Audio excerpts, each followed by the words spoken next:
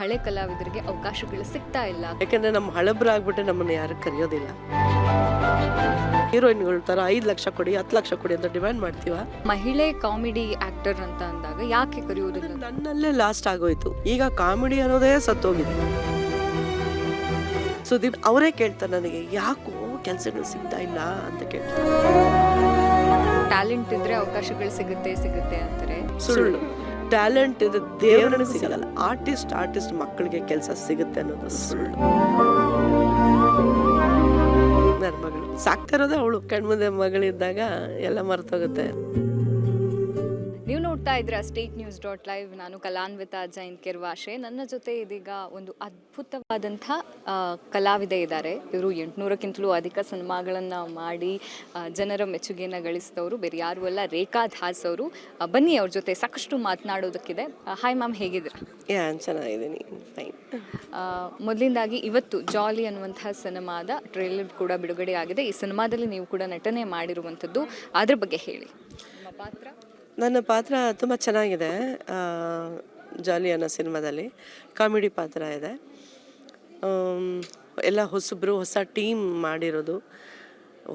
ಹೊಸಬ್ರು ನಮ್ಮನ್ನು ಕರೆದು ಪಾತ್ರ ಕೊಟ್ರಲ್ಲ ಅನ್ನೋದು ಒಂದು ಖುಷಿ. ಯಾಕೆಂದರೆ ನಮ್ಮ ಹಳಬ್ರಾಗ್ಬಿಟ್ಟು ನಮ್ಮನ್ನು ಯಾರು ಕರೆಯೋದಿಲ್ಲ.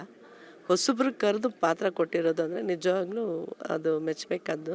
ಯಾಕೆಂದರೆ ಎಲ್ಲ ಹೊಸಬ್ರು ಅದರಲ್ಲಿ ಒಂದು 2-3 ಜನನ ಹಳಬ್ರನ್ನ ಹಾಕ್ಕೊಂಡು ಮಾಡಿದ್ದಾರೆ ಪಾತ್ರ, ಸಿನಿಮಾ ಮಾಡಿದ್ದಾರೆ. ನಮ್ಮ ಪಾತ್ರ ತುಂಬ ಚೆನ್ನಾಗಿದೆ. 2 ಸೀನ್ ಆದ್ರೂ ಅದು ವೆಯ್ಟ್ ಪಾತ್ರ. ಹೇಳಿದ್ರು, ಒಂದು ಚಿಕ್ಕ ಸೀನ್ ಇದೆ ಮೇಡಮ್, ಬರೀ 2 ಸೀನ್ ಬಂದೋಗುತ್ತೆ, ನೀವು ಮಾಡ್ತೀರಾ ಅಂತಂದ್ರೆ ಖಂಡಿತ ಮಾಡ್ತೀನಿ ಅಂತಂದೆ. ಹೇಳಿದ್ರು, ಕತೆ ಹೇಳಿದಾಗ ತುಂಬ ಇಷ್ಟ ಆಯಿತು, ಕಾಮಿಡಿಯಾಗೇ ಇತ್ತು, ನಾನು ಮಾಡ್ತೀನಿ ಅಂತಂದೆ. ಎಲ್ಲ ಥರದ ಕಾಮಿಡಿ ಮಾಡಿಬಿಟ್ಟಿದ್ದೀವಿ. ಇದು ಪ್ರಿನ್ಸಿಪಲ್ ಥರ ಕಾಮಿಡಿ ಮಾಡಿರಲಿಲ್ಲ. ಸೊ ಅದು ಒಂದು ಅನುಭವ ಆಗುತ್ತೆ ಅಂತ ಹೇಳ್ಬಿಟ್ಟು ಅದು ಒಂದು ಮಾಡಿದೆ. ಸೊ ಚೆನ್ನಾಗಿತ್ತು. ಇಡೀ ತಂಡನೇ ತುಂಬ ಅಂದರೆ ತಾರುಷ್ ಅನ್ನೋ ಹುಡುಗ ತುಂಬ ಕಷ್ಟಪಟ್ಟು ಈ ಸಿನಿಮಾನ ಮಾಡಿದ್ದಾನೆ. ಎಲ್ಲರೂ ಕಷ್ಟಪಟ್ಟು ಮಾಡ್ತಾರೆ, ಬಟ್ ಒಂದು ಏಮ್ ಇಟ್ಕೊಂಡು ಛಲ ಇಟ್ಕೊಂಡು ಬರೋರು ತುಂಬ ಕಡಿಮೆ. ಅಂಥದ್ರಲ್ಲಿ ತಾರುಷ್ ಅನ್ನೋ ಹುಡುಗ ನಿಜವಾಗ್ಲೂ ಒಂದು ಒಳ್ಳೇದಾಗಲಿ, ಇಡೀ ಟೀಮ್ಗೆ ಒಳ್ಳೇದಾಗಲಿ ಅಂತ ಕೇಳ್ಕೊತೀನಿ. ಮ್ಯಾಮ್, ಈಗ ನೀವು ಮಾತಾಡ್ತಾ ಹೇಳಿದ್ರಿ ಹಳೆಯ ಕಲಾವಿದರಿಗೆ ನಮಗೆ ಹೊಸಬ್ರು ಅವಕಾಶ ಕೊಡ್ತಾ ಇದ್ದಾರೆ ಅಂತ. ನಿಮ್ಗೆ ಯಾಕೆ ಅನ್ನಿಸ್ತಾ ಇದೆ ಹಳೆ ಕಲಾವಿದರಿಗೆ ಅವಕಾಶಗಳು ಸಿಗ್ತಾ ಇಲ್ಲ, ಕಡಿಮೆ ಸಿಗ್ತಾ ಇದೆ ಅಂತ ಯಾಕೆ ಅನ್ನಿಸ್ತಾ ಇದೆ? ಯಾಕೆ ಅಂತಲೇ ಗೊತ್ತಿಲ್ಲ ನನಗೆ. ಏನಕ್ಕೆ ಕರಿತಾ ಇಲ್ಲ ಅಂತಲೇ ಗೊತ್ತಿಲ್ಲ. ಏನಕ್ಕೆ ಕರಿತಾ ಇಲ್ಲ? ಯಾಕೆ ಅವರಿಗೆ ಹಳಬರು ಯಾರು ಕಣ್ಣು ಕಾಣೋದೇ ಇಲ್ವಾ? ಬರೀ ಹುಡುಗರೇ ಕಾಣ್ತಾರ? ಕಾಮಿಡಿಗೆ ಬರೀ ಹುಡುಗರನ್ನ ತಗೋತಾರೆ, ಯಾಕೆ ಹೆಣ್ಮಕ್ಳನ್ನ ತಗೊಳ್ಳಲ್ಲ? ಏನು ಹಣ್ಣು ಮುದುಕಿರಾಗ್ಬಿಟ್ಟಿದ್ದೀವ? ಏನು ಮಾಡೋಕ್ಕಾಗಲ್ವಾ? ಕೂತ್ಕೊಳ್ಳೋಕ್ಕಾಗಲ್ವಾ? ನಿಂತ್ಕೊಳ್ಳೋಕ್ಕಾಗಲ್ವಾ? ಓಡೋಕ್ಕಾಗಲ್ವಾ? ಆ್ಯಕ್ಟಿಂಗ್ ಮಾಡೋಕ್ಕಾಗಲ್ವಾ? ಏನಕ್ಕೆ ಕರಿಯಲ್ಲ? ಅದು ಅವ್ರಿಗೆ ಗೊತ್ತಾಗಬೇಕು, ಪ್ರೊಡ್ಯೂಸರ್ಸ್ಗಳಿಗೆ ಗೊತ್ತಾಗಬೇಕು. ಎಲ್ಲ ಹೊಸಬ್ರನ್ನೇ ತಗೊಳ್ತಾರೆ. ಈಗ ಕಾಮಿಡಿ ಅನ್ನೋದೇ ಸತ್ತೋಗಿದೆ. ಇವಾಗ ಕಾಮಿಡಿ ಅನ್ನೋದು ಬರೀ ಹೀರೋ 4 ಜನ ಫ್ರೆಂಡ್ಸ್ಗೆ ಕಾಮಿಡಿ ಕೊಟ್ಬಿಡ್ತಾರೆ, ಅದೇ ಕಾಮಿಡಿ ಹೊಟ್ಟೋಗುತ್ತೆ. ಫಸ್ಟು ಒಂದು ಕಾಂಬಿನೇಷನ್ ಇತ್ತು ಕಾಮಿಡಿ ಅಂತ, ಒಂದು ಹುಡುಗ ಒಂದು ಹುಡುಗಿ. ಅದಿಲ್ವೇ ಇಲ್ಲ ಈಗ. ಅದು ಏನಕ್ಕೆ ಸ್ಟಾಪ್ ಮಾಡಿದ್ರು ಅಂತಲೇ ಗೊತ್ತಿಲ್ಲ. ಈಗ ಕಮರ್ಷಿಯಲ್ ಸಿನಿಮಾಗಳು ಹೆಚ್ಚಾಗ್ತಾ ಇದ್ದ ಹಾಗೆ ಕಾಮಿಡಿ ಸೀನ್ಗಳಿಗೆ ಎಲ್ಲಾದರೂ ಕಡಿಮೆ ಆಗ್ತಾ ಇದೆ ಅಂತ ಅನಿಸ್ತಾ ಇದೆಯಾ ಅಂತ? ನಾನು ಹೇಳೋದೇನು ಅಂತಂದರೆ, ಒಂದು ಹೀರೋ ಗೆಲ್ಲಬೇಕು ಅಂದರೆ ಅವನ ಅಕ್ಕಪಕ್ಕ ತಾಯಿ ತಂದೆ, ಒಬ್ಬ ವಿಲನ್, ಆಮೇಲೆ ತಂಗಿ ಆಗಲಿ, ಒಂದು ಹೀರೋಯಿನ್ ಆಗಲಿ, ಒಂದು ಕಾಮಿಡಿ ಆಗಲಿ, ಒಂದು ವಿಲನ್ ಆಗಲಿ ಬೇಕೇ ಬೇಕು. ಆವಾಗಲೇ ಒಂದು ಸಿನಿಮಾ ನೋಡೋಕ್ಕೆ ಬರೋಕ್ಕಾಗತ್ತೆ. ಬರೀ ಒಂದು ಹೀರೋ ಇದ್ಬಿಟ್ರೆ ಯಾರು ಬರ್ತಾರೆ ಸಿನಿಮಾ ನೋಡೋಕ್ಕೆ? ಅವ್ನು ಹೀರೋ ಹೆಂಗೆ ಆಗ್ತಾನೆ? ಒಂದು ಹೀರೋ ಅಂತಂದರೆ ಅವನಿಗೂ 4 ಕೈಗಳು ಇರಬೇಕು. 4 ಕೈಗಳು ಯಾರು? ನಾವು. ಅವ್ನು ಸುಮ್ಮನೆ ಹೆಂಗೆ ಹೀರೋ ಅಂತ ಹೆಸರು ತೊಗೊಂಡ್ಬಿಡ್ತಾನೆ? ಈ ವಿಲನ್ ಜೊತೆ ಫೈಟ್ ಆಡಿ ವಿಲನ್ನ ಸೋಲ್ಸಿದ್ರೆ ಇವನು ಹೀರೋ. ವಿಲನ್ನೇ ಇಲ್ಲ ಅಂದರೆ ಹೆಂಗೆ ಬರ್ತಾರೆ? ಹೆಂಗೆ ಆಗ್ತಾರೆ ಅವ್ರು ಹೀರೋ? ವಿಲನ್ಗೆ ತಾಯಿ ತಂದೆನೇ ಇಲ್ಲ ಅಂತಂದರೆ ಹೆಂಗೆ ತೆಗಿತಾರೆ ಸಿನಿಮಾ? ಅದಕ್ಕೆ ಒಂದು ಸಿನಿಮಾಗೆ ಒಂದು ತಾಯಿ ತಂದೆ, ಅಕ್ಕ ತಂಗಿ, ಕಾಮಿಡಿ, ವಿಲನ್ ಎಲ್ಲ ಇರಬೇಕು. ಮಸಾಲೆ ಇದ್ರೇ. ಒಂದು ಅಡುಗೆ ಮಾಡಬೇಕಾದ್ರೂ ಅವು ಉಪ್ಪಿಲ್ಲ ಅಂತಂದರೆ ಏನೂ ತಿನ್ನೋಕ್ಕಾಗಲ್ಲ. ಅದಕ್ಕೆ ಉಪ್ಪು, ಖಾರ, ಮಸಾಲೆ, ಹುಳಿ ಎಲ್ಲ ಇದ್ರೇ ಒಂದು ಅಡುಗೆ. ಅದೇ ಥರ ಒಂದು ಸಿನಿಮಾಗೆ ಎಲ್ಲ ಮಿಕ್ಸ್ಚರ್ ಇರಬೇಕಲ್ವ? ಸುಮ್ಮನೆ ಹೀರೋ ಆಗ್ಬಿಡ್ತಾರ? ಮತ್ತು ಏನಕ್ಕೆ ಅವರು ಅರ್ಥ ಮಾಡ್ಕೊಳ್ಳಲ್ಲ? ಏನಕ್ಕೆ ಕರೆಯೋದಿಲ್ಲ? ಅದರಲ್ಲೂ ಮಹಿಳೆ ಕಾಮಿಡಿ ಆಕ್ಟರ್ ಅಂತ ಅಂದಾಗ ಯಾಕೆ ಕರೆಯೋದಿಲ್ಲ? ನನ್ನಲ್ಲೇ ಲಾಸ್ಟ್ ಆಗೋಯ್ತು. ಉಮಕ್ಕ ಇದ್ರು, ಈಗ ಉಮಾಕ ತಾಯಿ ಪಾತ್ರ ಶುರು ಮಾಡಿದ್ದಾರೆ. ಅದು ಬಿಟ್ಟರೆ ಸೆಕೆಂಡ್ ಇದ್ದಿದ್ದು ನಾನು, ನನ್ನಲ್ಲಿ ಅದು ಎಂಡ್ ಆಗ್ಬಿಟ್ಟಿದೆ ಅಷ್ಟೆ. ಏನಕ್ಕೆ ಅಂತ ಗೊತ್ತಿಲ್ಲ. ನೀವು ಈ ಬಗ್ಗೆ ಯಾರ ಹತ್ರನೂ ಮಾತಾಡೋಕ್ಕೆ ಹೋಗಲ್ವಾ? ನಾನು ಎಲ್ಲ ಮೀಡಿಯಾದಲ್ಲೂ ಹೇಳಿದ್ದೀನಿ, ಏನಕ್ಕೆ ಕೆಲಸ ಕೊಡ್ತಾ ಇಲ್ಲ. ನಾವು ಇದನ್ನೇ ನಂಬ್ಕೊಂಡು ಬಂದಿರೋದು. ಚಿಕ್ಕ ಹುಡುಗಿಯಿಂದ ಇಲ್ಲೇ ಇಂಡಸ್ಟ್ರಿಯಲ್ಲಿ ಬೆಳೆದವಳು ನಾನು. 13 ವರ್ಷ ಹುಡುಗಿ ನಾನು. 13+ ನಾನು ಇಂಡಸ್ಟ್ರಿಗೆ ಬಂದಾಗ ಕಂಪನ ನನ್ನ ಮೊದಲನೇ ಸಿನಿಮಾ.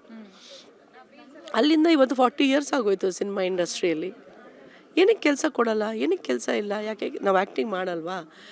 ಕರೆದ್ರೆ ನಾವು ಆ್ಯಕ್ಟ್ ಮಾಡಲ್ವಾ? ನಾವೇನು ಹೀರೋಗಳ ಥರ ಹೀರೋಯಿನ್ಗಳ ಥರ 5 ಲಕ್ಷ ಕೊಡಿ 10 ಲಕ್ಷ ಕೊಡಿ ಅಂತ ಡಿಮ್ಯಾಂಡ್ ಮಾಡ್ತೀವ? ಇಲ್ಲ ಅಲ್ವಾ? ಮತ್ತು ಏನಕ್ಕೆ ಕೊಡ್ತಾ ಇಲ್ಲ ಅದು ಅವ್ರನ್ನೇ ಕೇಳಬೇಕು. ಕರೆಕ್ಟ್. ಈಗ ಸಂಭಾವನೆ ವಿಚಾರವಾಗ್ಲೂ ಕೂಡ ತುಂಬ ಮಹಿಳೆಯರು ಥರದ ಅಡ್ಜಸ್ಟ್ಮೆಂಟ್ ಮಾಡ್ತೀವಿ ನಾವು, ಎಲ್ಲ ಥರದ. ಇಲ್ಲ ಮೇಡಮ್ ಇಷ್ಟು ಕೊಡೋಕ್ಕಾಗಲ್ಲ, ಇಷ್ಟು ತೊಗೊಳ್ಳಿ, ಅದಕ್ಕೂ ಓಕೆ. ಮತ್ತೇನಕ್ಕೆ ಕರೆಯಲ್ಲ? ಏನಕ್ಕೆ ಕೆಲಸ ಇಲ್ಲ? ಇಲ್ಲೇ ಇದ್ದಾರೆ ಅಷ್ಟೊಂದು ಜನ ಹೀರೋಯಿನು. ನನ್ನ ಮಗಳೇ ಇದ್ದಾಳೆ, ಹೊರಭಾಷೆಯಿಂದ ಏನಕ್ಕೆ ಕರ್ಕೊಂಬಂದು ಹೀರೋಯಿನ್ ಮಾಡಿಸ್ತೀರಿ?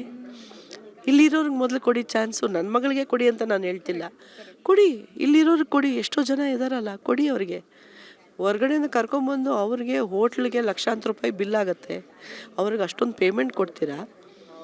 ಇಲ್ಲಿರೋರು ಏನಕ್ಕೆ ಕೊಡಲ್ಲ ನೀವು? ಅಲ್ವಾ ಹೇಳಿ? ನಿಮಗೆ ಅನ್ಸುತ್ತಾ ಮ್ಯಾಮ್, ರಿಯಾಲಿಟಿ ಶೋಸ್ಗಳಿಂದಾಗಿ ಎಲ್ಲೋ ಹಳೆಯ ಕಲಾವಿದರಿಗೆ, ಒಳ್ಳೊಳ್ಳೆ ಕಲಾವಿದರಿಗೆ ಅವಕಾಶಗಳು ಕಡಿಮೆ ಆಗ್ತಾ ಇದೆ ಅಂತ ಅನ್ಸುತ್ತಾ? ಹೌದು, ರಿಯಾಲಿಟಿ ಶೋ ಅದರಲ್ಲೂ ಅಷ್ಟೇ ಹೀರೋಗಳನ್ನೇ ಕರೀತಾರೆ, ಹೀರೋಯಿನ್ಗಳನ್ನೇ ಕರೆದ್ಬಿಟ್ಟು ಕೂರಿಸ್ತಾರೆ ಜಡ್ಜಾಗಿ. ಹೀರೋಯಿನ್ಗಳನ್ನ ಕರೆಸಿ ಕೂರಿಸ್ತಾರೆ, ಹೀರೋಗಳನ್ನ ಕರೆಸಿ ಕೂರಿಸ್ತಾರೆ. ಯಾಕೆ ಬೇರೆಯವ್ರನ್ನ ಕರೆಸಿ ಕೂರಿಸ್ಬೋದಲ್ವಾ? ಅವ್ರಿಗೆ ಸಿನಿಮಾಗಳಿರುತ್ತೆ, ಸಾಕಷ್ಟು ಸಿನಿಮಾಗಳು ಸಿಗುತ್ತೆ ಅವ್ರಿಗೆ. ಏನಕ್ಕೆ ರಿಯಾಲಿಟಿ ಶೋನು ಅವರಿಂದ ನಡೆಯುತ್ತಾ? ಹಂಗೆ ಇಲ್ಲಾಂದ್ರೆ ರಿಯಾಲಿಟಿ ಶೋ ನಡೆಯೋದಿಲ್ವಾ? ಏನಕ್ಕೆ ಅವಕಾಶ ಕೊಡಲ್ಲ ಬೇರೆಯವ್ರಿಗೆ? ಬರೀ ಹೀರೋಗಳ್ನೇ ಕರೆಸ್ತೀರಾ, ಹೀರೋಯಿನ್ಗಳ್ನೇ ಕರೆಸಿ ಏನಕ್ಕೆ ಕೂರಿಸ್ತೀರಾ? ಅವ್ರ ಅಕ್ಕಪಕ್ಕ ಕಲಾವಿದರಿಗೆ ಯಾಕೆ ಕೊಡೋದಿಲ್ಲ? ಅವ್ರು ಎಲ್ಲಿಗೆ ಹೋಗಬೇಕು? ಇದನ್ನು ಯಾಕೆ ಯಾರು ಯೋಚನೆ ಮಾಡಲ್ಲ ಗೊತ್ತಿಲ್ಲ ನನಗೆ. ಓಕೆ ಮ್ಯಾಮ್, ನಿಮ್ಮ ಪಾತ್ರಗಳನ್ನು ನೋಡ್ತಾ ಇದ್ದ ಹಾಗೆ ಎಲ್ಲದರಲ್ಲೂ ಒಂದು ಹಿಂಗೆ ಅಪ್ ಇರುತ್ತೆ. ಅಂದರೆ ಎಲ್ಲ ಪಾತ್ರಗಳಿಗೂ ಕೂಡ ಜೀವವನ್ನು ತುಂಬುವಂಥ ಕೆಲಸವನ್ನು ನೀವು ಮಾಡ್ತೀರಾ. ಈ ಪಾತ್ರದ ಹಿಂದೆ ಅಥವಾ ಒಂದು ನಟನೆ ಮಾಡೋಕ್ಕಿಂತ ಮುಂಚೆ ಹೇಗೆ ನಿಮ್ಮನ್ನು ನೀವು ತಯಾರಿ ಮಾಡ್ಕೋತೀರಿ ಅಂತ ಒಂದು ಪಾತ್ರಕ್ಕೆ? ಅದು ಬಿಗಿನಿಂಗ್ ಆ ಥರ ಇತ್ತು. ಸ್ಟಾರ್ಟಿಂಗ್ ಬಂದಾಗ ಯಾವ ಥರ ತಯಾರಿ ಮಾಡಬೇಕು ಇತ್ತು. ಈಗ ಅದು ಪಾತ್ರ ಹೇಳಿದ ತಕ್ಷಣವೇ ಈ ಪಾತ್ರನ ಅದಕ್ಕೆ ರೆಡಿ ಆಗಿಬಿಟ್ಟಿರ್ತೀವಿ. ಆ ಥರ ಅಭ್ಯಾಸ ಆಗಿಬಿಟ್ಟಿರುತ್ತಲ್ಲ, ಆ ಥರ ಪಾತ್ರಗಳು ಮಾಡಿ. ನಾಟಕಗಳಲ್ಲಿ ಆ ಥರ ಸಾವಿರ ಪಾತ್ರಗಳು ಮಾಡಿಬಿಟ್ಟಿರ್ತೀವಿ, TV ಸೀರಿಯಲಲ್ಲೂ ಮಾಡಿಬಿಟ್ಟಿರ್ತೀವಿ, ಸೊ ಸಿನಿಮಾದಲ್ಲೂ ಮಾಡಿರ್ತೀವಿ. ಆ ಥರ ಯಾವ ಪಾತ್ರ ಸಿಕ್ದ್ರೂ ಪಟ್ ಅಂತ ಮಾಡಿಬಿಡ್ತೀವಿ. ಈಗ ದೊಡ್ಡ ದೊಡ್ಡ ಕಲಾವಿದರ ಜೊತೆನೂ ನೀವು ನಟನೆಯನ್ನು ಮಾಡಿದಿರಿ. ವಿಷ್ಣುವರ್ಧನ್ ಸರ್ ಅವರು ಆಗಿರಬಹುದು, ಅವರ ಜೊತೆಗಿನ ಒಂದು ಆ ಟೈಮಲ್ಲಿ ಹೆಂಗಿತ್ತು ಆ ನಂಟು ಅಂತ? ತುಂಬ ಚೆನ್ನಾಗಿದೆ. ಅಂದರೆ ತುಂಬ ಚೆನ್ನಾಗಿ ನೋಡ್ಕೊಳ್ಳೋರು. ಅಂಬರೀಷ್ ಅಣ್ಣ ಆಗಲಿ, ವಿಷ್ಣು ಸರ್ ಆಗಲಿ, ರಾಜ್ಕುಮಾರ್ ಅಣ್ಣ ಆಗಲಿ, ಅವ್ರ ಬ್ಯಾನರಲ್ಲೇ ನಾನು 3 ವರ್ಷ ಇದ್ದವಳು ನಾನು. ಅವ್ರ ಜೊತೆ ಆ್ಯಕ್ಟ್ ಮಾಡೋಷ್ಟರಲ್ಲಿ ಸ್ವಲ್ಪ ಇದಾಗೋಯ್ತು, ಅವರು ಹೊರಟ್ಬಿಟ್ಟಿದ್ರು. ಸೊ ಹಾಗಾಗಿ ನಮ್ಮದು ಆ ಸಿನಿಮಾ ನಿಂತೋಯ್ತು. ಸೊ ಅಣ್ಣವ್ರ ಜೊತೆ ಒಬ್ಬರ ಜೊತೆ ನಾನು ಮಾಡೋಕ್ಕಾಗಿಲ್ಲ, ಸುದೀಪ್ ಅವ್ರ ಜೊತೆ ನಾನು ಮಾಡೋಕ್ಕಾಗಿಲ್ಲ. ಬಿಟ್ಟರೆ ನಾನು ಎಲ್ಲ ಕಲಾವಿದರ ಜೊತೆನೇ ಆ್ಯಕ್ಟ್ ಮಾಡಿದ್ದೀನಿ, ಎಷ್ಟು ಜೊತೆ ಮಾಡಿಲ್ಲ. ದರ್ಶನ್ ಅವ್ರ ಜೊತೆನೂ ಮಾಡಿದ್ದೀನಿ, ಕಾಂಬಿನೇಷನ್ ಇಲ್ಲ. ಅವ್ರ ಸಿನಿಮಾದಲ್ಲಿ ಸಾಧಕ್ ಕೋಕಿಲ ಜೋಡಿಯಾಗಿ ಮಾಡಿದ್ದೀನಿ.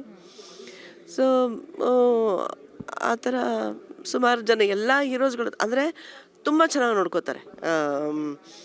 ಪುನೀತ್ ರಾಜ್ಕುಮಾರು ಅವ್ರ ಜೊತೆನೂ ನಾನು ಆ್ಯಕ್ಟ್ ಮಾಡಿದಾಗಲೂ ಅಷ್ಟೇ ತುಂಬ ಮರ್ಯಾದೆ ಕೊಟ್ಟು ಮಾತಾಡಿಸ್ತಾರೆ. ಶಿವಣ್ಣ, ರಾಘಣ್ಣ ಅಂದರೆ ನಂಗೆ ತುಂಬ ಇಷ್ಟ, ಅವರು ಅಷ್ಟೇ. ಆದರೆ ಅವರೇ ಕೇಳ್ತಾರೆ ನನಗೆ, ಯಾಕೋ ಕೆಲಸಗಳು ಸಿಗ್ತಾ ಇಲ್ಲ ಅಂತ ಕೇಳ್ತಾರೆ. ನಿನ್ನ ಕಾಮಿಡಿ ಬಂದ ತಕ್ಷಣ ನಮ್ಮ ಮನೇಲಿ ಎಲ್ಲರೂ ನೋಡು ನನಗೆ ಎಷ್ಟು ನಗ್ತೀವಿ ರೇಖಾ ಅಂತ ಹೇಳ್ತಾರೆ. ಏನಕ್ಕೆ ಕೆಲಸ ಸಿಗ್ತಿಲ್ಲ ಅಂದರೆ ತುಂಬ ಚೆನ್ನಾಗಿ ನಾನು ಯಾರ್ಯಾರ ಜೊತೆಗೂ ಕೆಲಸ ಮಾಡಿದ್ದೀನಿ. ಅಂಬರೀಷ್ ಅಣ್ಣ ಆಗಲಿ, ವಿಷ್ಣುವರ್ಧನ್ ಅವರಾಗಲಿ, ಎಲ್ಲರೂ ಸೆಟ್ಟಲ್ಲಿ ತುಂಬ ಚೆನ್ನಾಗಿ ನೋಡ್ಕೊಂಡಿದ್ದಾರೆ. ಅಂದರೆ ನೀವು ಹೇಳ್ತಾ ಇರ್ಬೇಕಾದ್ರೆ ನಂಗೆ ಅನಿಸಿದ್ದು, ಟ್ಯಾಲೆಂಟ್ ಇದ್ದರೆ ಅವಕಾಶಗಳು ಸಿಗುತ್ತೆ ಅಂತಾರೆ. ನಿಮಗಷ್ಟು ಕಲಿಯೋ ಬಗ್ಗೆ ಸುಳ್ಳು. ಟ್ಯಾಲೆಂಟ್ ಇದ್ರೆ ದೇವ್ರನಿಗೂ ಸಿಗಲ್ಲ, ನಿಜವಾಗ್ಲೂ ಸಿಗಲ್ಲ, ಅದು ಸುಳ್ಳು. ಅದೃಷ್ಟ ಇರಬೇಕು. ಟ್ಯಾಲೆಂಟ್ ಇದ್ದರೆ ನಿಮಗೆ ಪಾತ್ರಗಳು ಸಿಗುತ್ತೆ ಅನ್ನೋದು ಸುಳ್ಳು. ಆರ್ಟಿಸ್ಟ್ ಮಕ್ಕಳಿಗೆ ಕೆಲಸ ಸಿಗುತ್ತೆ ಅನ್ನೋದು ಸುಳ್ಳು. ಅದೃಷ್ಟ ಇರಬೇಕು. ನಿನಗೆ ಟ್ಯಾಲೆಂಟ್ ಇಲ್ಲ ಅಂದರೂ ಕೆಲಸ ಸಿಗುತ್ತೆ, ನಿನ್ನ ಫೇಸಲ್ಲಿ ಏನು ಲುಕ್ ಇಲ್ಲ ಅಂದ್ರೂ ಕೆಲಸ ಸಿಗುತ್ತೆ, ನೀನು ಆ ಪಾತ್ರಕ್ಕೆ ಲಾಯಕ್ಕಿಲ್ಲ ಅಂದ್ರೂ ಕೆಲಸ ಸಿಗುತ್ತೆ. ಎನಿಥಿಂಗ್ ಮ್ಯಾಟರ್ಸ್ ಇಸ್ ಹಣೆ ಬರ. ಓಕೆ, ಒಂದು ಯಾವುದಾದ್ರೂ ಸಿನಿಮಾದ ಡೈಲಾಗ್ಗಳು ನೆನಪಿದ್ರೆ ಒಂದು. ಇವಾಗ ಆ ಮೂಡು ಇಲ್ಲ, ಹೇಳೋ ಅಂಥ ಮೂಡು ಇಲ್ಲ. ಸಿನಿಮಾ ಅದು ಹಳೇದೆಲ್ಲ ನೆನೆಸ್ಕೊಳ್ಳೋಕ್ಕೂ ಬೇಜಾರಾಗುತ್ತೆ ನನಗೆ. ಯಾಕೆಂದರೆ ಆಯ್ತು, ಇಷ್ಟೊಂದು ವರ್ಷಗಳಾಗೋಯ್ತು, ಏನೂ ಮರ್ತಿಲ್ಲ ನಾನು ಈಗಲೂ ಪ್ರೋಗ್ರಾಮ್ಸ್ಗೆ ಹೋದಾಗ ಅಲ್ಲೇ ಡೈಲಾಗ್ ಹೇಳ್ತೀನಿ, ಸ್ಟೇಜಲ್ಲೆಲ್ಲ ಹೇಳ್ತೀನಿ. ಬಟ್ ಓಲ್ಡ್ ಮೆಮೊರೀಸ್ ಅವಲ್ಲ. ಮ್ಯಾಮ್, ಪರ್ಸ್ನಲ್ ಲೈಫ್ ಜೊತೆಗೆ ಪ್ರೊಫೆಷ್ನಲ್ ಲೈಫನ್ನು ಒಂದಿಷ್ಟು ಏರುಪೇರುಗಳಾಗಿದೆ ನಿಮ್ಮ ಲೈಫಲ್ಲೂ ಕೂಡ, ಅದನ್ನು ಹೇಗೆ ಬ್ಯಾಲೆನ್ಸ್ ಮಾಡ್ಕೊಂಡು ಹೋಗ್ತೀವಿ? ಹೀಗೆ ನನ್ನ ಮಗಳ ಮುಖ ನೋಡಿ, ಕಣ್ಮುಂದೆ ಮಗಳಿದ್ದಾಗ ಎಲ್ಲ ಮರ್ತೋಗುತ್ತೆ. ನನ್ನ ಮಗಳಿಗೆ ಜವಾಬ್ದಾರಿ ತಗೊಂಡಿದ್ದಾಳೆ ಎಲ್ಲ. ಪಾಪ ಅವಳು ತುಂಬ ಕಷ್ಟಪಟ್ಟು ಸ್ವಂತ ಆಡಿಷನ್ ಕೊಟ್ಟು ಬಂದವಳು ನನ್ನ ಮಗಳು. ನನ್ನ ರೆಕಮೆಂಡಿಂದಾಗಲಿ ಅವ್ರ ಅಪ್ಪನ ರೆಕಮೆಂಡಿಂದಾಗಲಿ ಬಂದಿಲ್ಲ. ಸೊ ಅದು ಖುಷಿ ನನಗೆ. ನಾನು ಸಿಂಗಲ್ ಪ್ಯಾರೆಂಟ್ ಆದ್ರೂ I am very proud because of my daughter.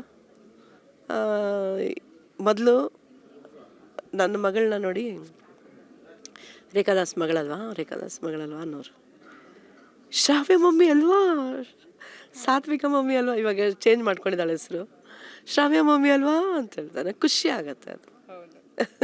ಅಂದರೆ ಮಗಳ ಹೆಸರಿಂದ ನಿಮ್ಮನ್ನು ಗುರುತಿಸೋದು ಎಷ್ಟು ಖುಷಿ ಇದೆ, ಎಷ್ಟು ಹೆಮ್ಮೆ ಇದೆ. ತುಂಬ ಖುಷಿ ಆಗಿದೆ. ಮೊದಲು ಇದು ರೇಖಾದಾಸ್ ಮಗಳಲ್ವಾ ಅಂತ ಹೇಳೋರು, ಶ್ರಾವ್ಯ ಮಮ್ಮಿ ಅಂತಾರೆ. ಖುಷಿ ತುಂಬ. ಏಕೆಂದರೆ ಅವಳು ನಮ್ಮ ಸಾಕ್ತಾ ಇರೋದೇ ಅವಳು, ನನ್ನ ಮಗಳು. ಮ್ಯಾಮ್, ಈಗ ಇತ್ತೀಚಿನ ದಿನಗಳಲ್ಲಿ ತುಂಬ ಸದ್ದು ಮಾಡ್ತಾ ಇರೋದು ಕನ್ನಡ ಸಿನಿಮಾಗಳಿಗೆ ಜನ ಬರ್ತಾ ಇಲ್ಲ, ಬೇರೆ ಸಿನಿಮಾಗಳನ್ನು ಜನ ನೋಡ್ತಾರೆ ಅನ್ನುವಂಥದ್ದು. ಇದ್ರ ಬಗ್ಗೆ ಏನು ಹೇಳ್ತೀರಿ ಅಂತ? ಹೌದು, ನಮ್ಮ ಕನ್ನಡ ಸಿನಿಮಾನೇ ನಮ್ಮ ಕನ್ನಡದವ್ರು ನೋಡಲ್ಲ, ಬೇರೆ ಭಾಷೆನವರು ನೋಡ್ತಾರೆ.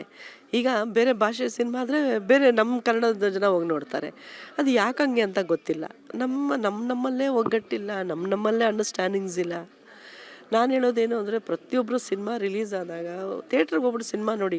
ನಿಮಗೆ ಟಿ ವಿಯಲ್ಲಿ ನೋಡಿದ್ರೆ, ನಿಮಗೆ ಟಿ ವಿಯಲ್ಲಿ ನೋಡೋಕ್ಕೂ ಮೊಬೈಲಲ್ಲಿ ನೋಡೋಕ್ಕೂ ಅಷ್ಟೊಂದು ಆನಂದ ಸಿಗಲ್ಲ.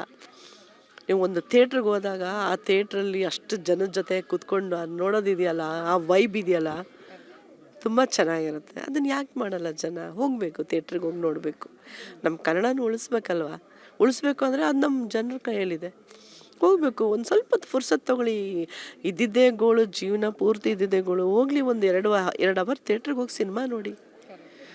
ಕನ್ನಡದವ್ರನ್ನ ಬೆಳೆಸಿ, ಏನಕ್ಕೆ ಬೇರೆಯವ್ರನ್ನೆಲ್ಲ ಬೇರೆಯವ್ರು ಬೆಳೆಸೋದಕ್ಕೆ ಅವ್ರ ಭಾಷೆಯವ್ರು ಇದ್ದಾರಲ್ಲ.